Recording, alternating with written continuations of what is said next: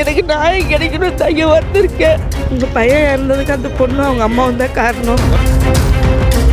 என்கிட்ட என்ன வேணா பண்ணிக்க, எங்கே வேணா போய் கம்ப்ளைண்ட் கொடுத்துக்கோ, எந்த ஸ்டேஷனுக்கு போறியே போய்க்க. அவன் ஐடி கொடுக்க முடியாது அப்படின்னா அவன் ஐடி க்ளோஸ் பண்ணுங்க தயவு செய்து. உங்கள் பையன் இறந்ததுக்கு அந்த பொண்ணு அவங்க அம்மாவும் தான் காரணம். வருதா மகா வருதா பாபுன்னு கேட்டுக்கணும். பாபு வருதா? பாபு தானே, சொல்லுங்க சொல்லுங்க. அந்த பொண்ணு அந்த பையனும் அந்த ஏற்கனவே ஒரு பையனோட தொடர்பில் இருந்திருக்கு. அது எங்களுக்கு தெரியல, தனியாக கொடுத்துற போகிறேன்னு போனாங்க. ஆனால் நான் வலுக்கட்டாயமாக போக சொன்னதாக சொல்லி என் மேலே அபாண்டமாக போய் சொல்லியிருக்கேன் அந்த பொண்ணு. ஆனால் நான் போக சொல்லலை. என் பையனை பற்றி எனக்கு தெரியும். ஆனால் அவனுக்கு இவ்வளோ இந்த மாதிரி குற்றச்சாட்டு, அவன் இறந்ததுக்கப்புறம் குடும்பக்கார மாமியார் நான் வீட்லேயே இல்லை. நான் வேலைக்கு போயிட்டு என் பையன் இறந்தது கூட என்னால் தொட்டு பார்க்க முடியல. எங்கள் பையன் பிரகாரம் எங்கள் முஸ்லீம் பிரகாரம் நான் அடக்கம் பண்ணேன். அவன் ஆசைப்பட்ட பிறகு தமிழ் பிரகாரம் நான் கல்யாணம் பண்ணி வச்சேன். அப்போ எந்த ஜாதி சனமும் நான் கூப்பிடல.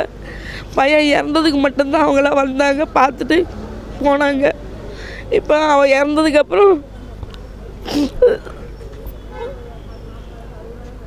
இன்றைக்கி தான் அவன் அடக்கமான நாள். வெள்ளி வியாழன் வந்தால் எனக்கு பைத்தியம் முடிச்ச மாதிரி ஆயிடுறேன்.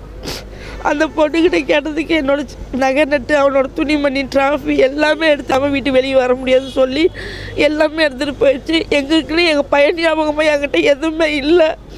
எனக்கு நியாயம் கிடைக்கணும் தங்க வந்திருக்கேன். எனக்கு உடம்பு ரீதியாக ரொம்ப பிரச்சனையாக இருக்குது.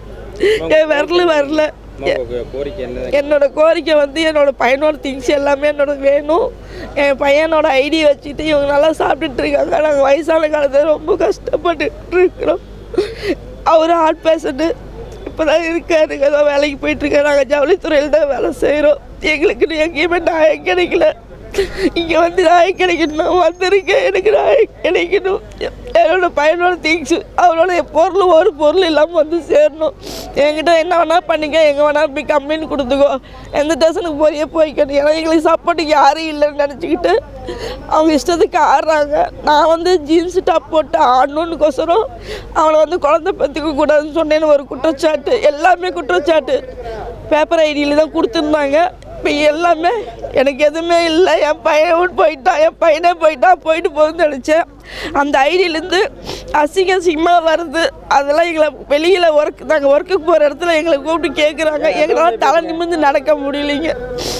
அதனால் என் பையனோட சம்மந்தப்பட்டது எல்லாமே வேணும். அவன் ஃபோன்லேருந்து, அவன் கேமராலிருந்து எல்லாமே அவனுக்குன்னு ஒரு ட்ரெஸ்ஸுமா கூட பார்த்து வாங்கி கொடு.